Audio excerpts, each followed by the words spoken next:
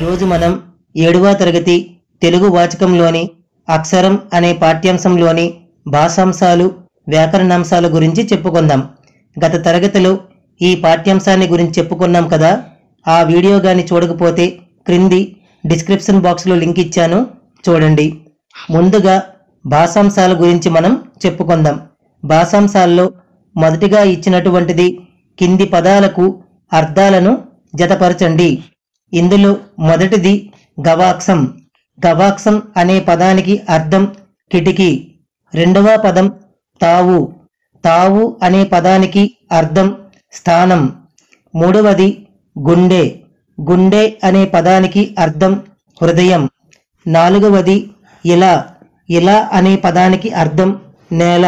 తరువాత ఇచ్చినటువంటి ప్రశ్నలో కింద ఇచ్చిన పదాలకు సమానార్థక పదాలు అనగా పర్యాయ పదాలు వాక్యాలలో గుర్తించి రాయండి. ఇందులో మొట్టమొదటి ఇచ్చినటువంటి వాక్యం శరీర శుభ్రతను పాటించాలి, తనువును ఆరోగ్యంగా ఉంచుకోవాలి. ఇక్కడ కాయం అనే పదానికి పర్యాయ పదాలు పైన ఇచ్చినటువంటి వాక్యంలో శరీరం అలాగే తనువు.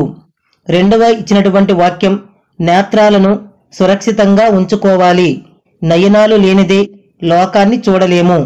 ఇక్కడ ఇచ్చినటువంటి పదం కన్ను. కన్ను అనే పదానికి పర్యాయ పదాలు పైన ఇచ్చినటువంటి వాక్యంలో చూసుకుంటే నేత్రం, నయనం. మూడవది అమ్మను మించిన దైవం లేదు, మాతను పూజించాలి. ఇక్కడ ఇచ్చినటువంటి పదం తల్లి. తల్లి అనే పదానికి పర్యాయ పదాలు పైన ఇచ్చినటువంటి వాక్యంలో అమ్మ అలాగే మాత. తరువాత ఇచ్చినటువంటి దానిని చూద్దాం. కింది పదాలలో ప్రకృతి వికృతులను గుర్తించి రాయండి. ఇక్కడ కొన్ని ప్రకృతి వికృతి పదాలు ఇవ్వడం జరిగింది, వాటిని చూద్దాం. ఇందులో ప్రకృతి పదం నిద్ర, దీనికి వికృతి నిదుర. రెండవది అంబ. అంబ అనే ప్రకృతి పదానికి వికృతి అమ్మ. మూడవ ప్రకృతి పదం రాత్రి. రాత్రి అనే ప్రకృతి పదానికి వికృతి రాతిరి. నాలుగవది ముద్ర. ముద్ర అనే ప్రకృతి పదానికి వికృతి ముద్దర. ఐదవది అక్షరము. అక్షరము అనే ప్రకృతి పదానికి వికృతి అక్కరము. తరువాత ఇచ్చినటువంటి ప్రశ్నను చూద్దాం. కింది ఖాళీలను సరైన పదాలతో పూరించండి.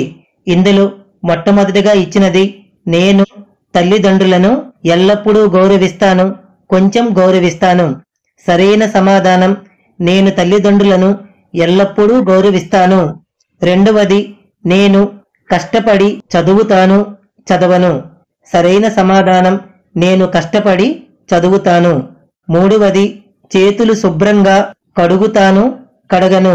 దీనికి సరైన సమాధానం చేతులు శుభ్రంగా కడుగుతాను.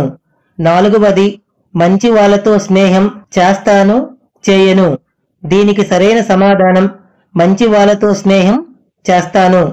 తరువాత ఇచ్చినటువంటి ప్రశ్నను చూద్దాం. కింది పదాలకు సొంత వాక్యాలు రాయండి. ఇందులో మొట్టమొదటిగా ఇచ్చిన ఉదాహరణ అక్షరాలు. దీనికి సొంత వాక్యం మన జీవితానికి అక్షరాలు మార్గదర్శకాలు. ఇందులో మొట్టమొదటిగా ఇచ్చినటువంటిది నిరంతరం. నిరంతరం అనే పదానికి సొంత వాక్యం నేను నిరంతరం మంచి పనులనే చేస్తాను. రెండవది అనుబంధం. అనుబంధం అనే పదానికి సొంత వాక్యం అన్నా చెల్లెళ్ళ అనుబంధం మధురమైనది. మూడవది కంబలి.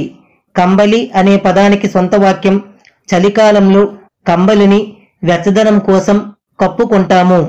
నాలుగవది నిద్రాభంగం. నిద్రాభంగం అను పదానికి సొంత వాక్యం రాత్రిపూట వచ్చే కొన్ని కలలు నిద్రాభంగం చేస్తాయి. ఐదవది అక్కున చేర్చుకొను. అక్కున చేర్చుకొను అనే పదానికి సొంత వాక్యం బాధలలో ఉన్నవారిని అక్కున చేర్చుకొని ఆదరించాలి. తరువాత ఇచ్చినటువంటి ప్రశ్నను చూద్దాం. కింది వాక్యాల ఆధారంగా మన బంధుత్వాలను గల్లల్లో నింపండి. ముందుగా అడ్డం చూద్దాం. ఒకటవది తల్లికి ఇంకొక పేరు. 2 అక్షరాలు ఉండే పదాన్ని చూడాలి. మొదటిగా అడ్డం కాబట్టి తల్లికి ఇంకొక పేరు అమ్మ. రెండవది తల్లిగారి చెల్లిని ఏమని పిలుస్తారు? 3 అక్షరాల పదం అడ్డం చిన్నమ్మ. మూడవది తల్లిగారి అక్కను ఏమని పిలుస్తారు? 3 అక్షరాల పదం అడ్డం పెద్దమ్మ. అలాగే నిలువు చూసుకుంటే నిలువులో మొట్టమొదటి ఇచ్చినటువంటిది తల్లిగారి తల్లిని ఏమని పిలుస్తారు? 3 అక్షరాల పదం అమ్మమ్మ.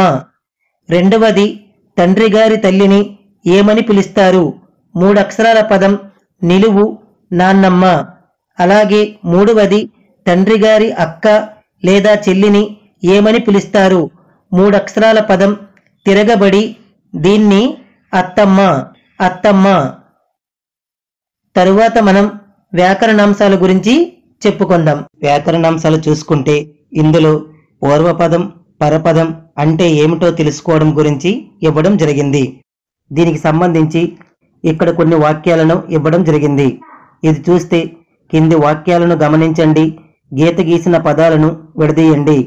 అయితే ఇందులో మొట్టమొదటి ఇచ్చినటువంటి వాక్యం దేశమును ప్రేమించుమన్నా మంచి అన్నది పెంచుమన్నా. రెండవది భద్రాది రామయ్య కళ్యాణం కన్నుల పండుగగా జరుగుతుంది. మూడవది చదువు నేర్పే గురువులందరికీ మా వందనం.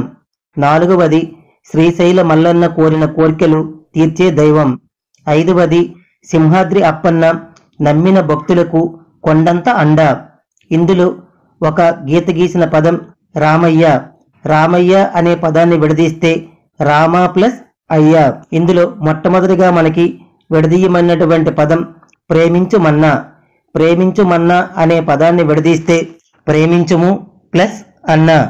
రెండవ పదం పెంచమన్నా. ఈ పదాన్ని విడదీస్తే పెంచుము ప్లస్ అన్న. మూడవ పదం గురువులందరికీ. ఈ పదాన్ని విడదీస్తే గురువులు ప్లస్ అందరికీ. నాలుగవ పదం అప్పన్న. ఈ పదాన్ని విడదీస్తే అప్ప ప్లస్ అన్న. ఐదవ పదం మల్లన్న. ఈ పదాన్ని విడదీస్తే మల్లా ప్లస్ అన్న.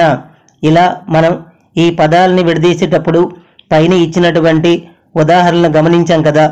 అయితే ఈ ఉదాహరణలో సంధి జరిగినప్పుడు 2 పదాలు కనిపిస్తున్నాయి. అయితే ఈ 2 పదాలు కూడా స్వతంత్రమైనటువంటి అర్థం కలిగినటువంటి పదాలు. అలా స్వతంత్రమైనటువంటి అర్థం కలిగినటువంటి పదాలలో మొదటి పదాన్ని పూర్వపదమని, రెండవ పదాన్ని పరపదమని అంటాము. సంధి జరిగినప్పుడు అలా మొదటి పదాన్ని పూర్వపదమని, రెండవ పదం పరపదమని మనం తెలుసుకోవాలి. తరువాత ఇచ్చినటువంటి వ్యాకరణాంశాన్ని చూద్దాం. ఇందులో మనం పూర్వపదం అంటే ఏంటో, పరపదం అంటే ఏమిటో తెలుసుకున్నాం కదా. ఇప్పుడు మనం పూర్వస్వరం అంటే ఏంటో, పరస్వరం అంటే ఏమిటో మనం ఈ ఉదాహరణల ద్వారా తెలుసుకుందాం. ఇందులో పూర్వస్వరం పరస్వరం. అయితే కింది వాక్యాలను గమనించండి, గీత గీసిన పదాలను విడదీయండి అని ఇవ్వడం జరిగింది. ఇందులో మొట్టమొదటి వాక్యం దేశం అంటే మనుషులోయ్ అని గురజాడ అన్నారు. రెండవ వాక్యం గురువులందరూ మనకు ఆదర్శం. మూడవ వాక్యం ప్రపంచమందు భారతీయులు చాలా దేశాల్లో ఉన్నారు. నాలుగవది అల్లూరి టంగుటూరి వంటి వారంతా స్వాతంత్ర్య సమరయోధులు. ఐదవ వాక్యం అమూల్యమైన పుస్తకాలకు నిలయం గ్రంథాలయం. అయితే ఈ వాక్యాలలో కొన్ని పదాలకు గీత గీయడం జరిగింది. అందులో మొట్టమొదట దేశమంటే అనే పదాన్ని ఉదాహరణగా ఇవ్వడం జరిగింది. దేశమంటే అనే పదాన్ని విడదీస్తే దేశము ప్లస్ అంటే. అయితే మనం ఇంతకు ముందే చెప్పుకున్నాం కదా, సంధి జరిగినప్పుడు మొదటి పదాన్ని పూర్వపదమని, రెండవ పదాన్ని పరపదమని మనం చెప్పుకున్నాం. అయితే పూర్వస్వరం అంటే పూర్వపదం చివరి అచ్చు అని అర్థం. ఇక్కడ దేశము అనేది పూర్వపదం. అయితే దీనిలో ఉండే చివరి అచ్చు మనం చూసుకుంటే అక్కడ మనకి ము అనే అక్షరం ఇవ్వడం జరిగింది. ఈ ము అనేటటువంటి అక్షరాన్ని విడదీస్తే ఇం ప్లస్ ఉ. ఇక్కడ ఉ అనేది పూర్వస్వరం. అలాగే పరస్వరం అనగా పరపదం మొదటి అచ్చు. ఇక్కడ ఉండే పరపదం అంటే ఇందులో ఉండే మొదటి అచ్చు ఆ. ఈ ఆ అనే దానిని పరస్వరం అని అంటారు. ఇలా అచ్చులను స్వరాలు లేదా ప్రాణాలు లేదా నాదాలు అని కూడా అంటారు. మనం ఈ విధంగా ఏదైనా సంధి జరిగినప్పుడు సంధి పదాలలో పూర్వస్వరాన్ని పరస్వరాన్ని మనం సులువుగా గుర్తించవచ్చు. తరువాత ఇచ్చినటువంటి వ్యాకరణాంశాన్ని చూద్దాం. కింది పదాలను గమనించండి, పూర్వ పరస్వరాలను గుర్తించి రాయండి. ఇందులో మొట్టమొదటిగా ఇచ్చినటువంటి పదం గురువులందరికీ. పదాన్ని విడదీస్తే గురువులు ప్లస్ అందరికీ. ఇందులో లు అనేటటువంటి దానిని మనం విడదీస్తే లా పొల్లు ప్లస్ యు అనేది పూర్వస్వరం. అందరికీ అనే పదంలో పరపదం మొదటి అచ్చు ఆ కావున ఆ అనేది పరస్వరం. రెండవ పదం ప్రపంచమందు. ఈ పదాన్ని విడదీస్తే ప్రపంచము ప్లస్ అందు. ఇందులో పూర్వస్వరం ఉ, పరస్వరం ఆ. వారంతా వారు ప్లస్ అంతా. ఇందులో పూర్వస్వరం ఉ, పరస్వరం ఆ. తర్వాత ఇచ్చినటువంటి వ్యాకరణాంశాన్ని చూద్దాం. సంధి అంటే ఏమిటో తెలుసుకోవడం ఈ వ్యాకరణాంశాల్లో ఇవ్వడం జరిగింది. ఇందులో కింది వాక్యాలను చదవండి. మొట్టమొదటి వాక్యం కృష్ణుడతడు మహాభారతానికి సూత్రధారి. రెండవ వాక్యం దుర్యోధనుడెక్కడ అంటూ భీముడు గర్జించాడు. మూడవది సీత పుట్టినింటికి మెట్టినింటికి పేరు తెచ్చింది. నాలుగవ వాక్యం చిన్నదైన ఉడత రామునికి సాయం చేసింది. ఇందులో గీత గీసినటువంటి పదాలను మనం విడదీస్తే జరిగినటువంటి మార్పులను చూద్దాం. ఇక్కడ మనకు ఒక ఉదాహరణ ఇవ్వడం జరిగింది. కృష్ణుడతడు. ఈ పదాన్ని విడదీస్తే కృష్ణుడు ప్లస్ అతడు. అలాగే మొట్టమొదట ఇచ్చినటువంటి పదం దుర్యోధనుడెక్కడ. ఈ పదాన్ని విడదీస్తే దుర్యోధనుడు ప్లస్ ఎక్కడ. రెండవ పదం పుట్టినింటికి. సంధి పదాన్ని విడదీస్తే పుట్టిన ప్లస్ ఇంటికి. మూడవ పదం మెట్టినింటికి. ఈ సంధి పదాన్ని విడదీస్తే మెట్టిన ప్లస్ ఇంటికి. నాలుగవ పదం చిన్నదైన. ఈ సంధి పదాన్ని విడదీస్తే చిన్నది ప్లస్ అయిన.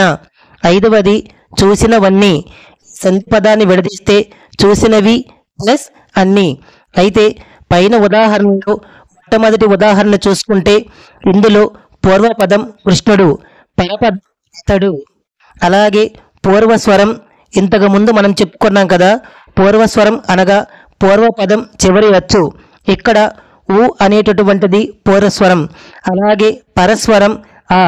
ఇలా సంధి జరిగినప్పుడు ఆ రెండిటికి బదులుగా పరస్వరం ఒక్కటే అనగా ఆ ఒక్కటే వచ్చి ముందున్న హల్లుతో కలిసింది. దీనినే సంధి అని అంటారు. పూర్వ పర స్వరములకు పరస్వరం ఏకదేశముగుట సంధి. తరువాత ఇచ్చినటువంటి వ్యాకరణాంశాన్ని చూద్దాం. ఇందులో కింది పదాలను విడదీసి రాయండి. ఇందులో మనకి ఉదాహరణగా ఇచ్చినటువంటి సంధి పదం అక్షరాలంటని. ఈ సంధి పదాన్ని విడదీస్తే అక్షరాలు ప్లస్ అంటని. మొట్టమొదటిగా ఇచ్చినటువంటి పదం కప్పిందేమో. ఈ సంధి పదాన్ని విడదీస్తే కప్పింది ప్లస్ ఏమో. రెండవ పదం బాగుందని.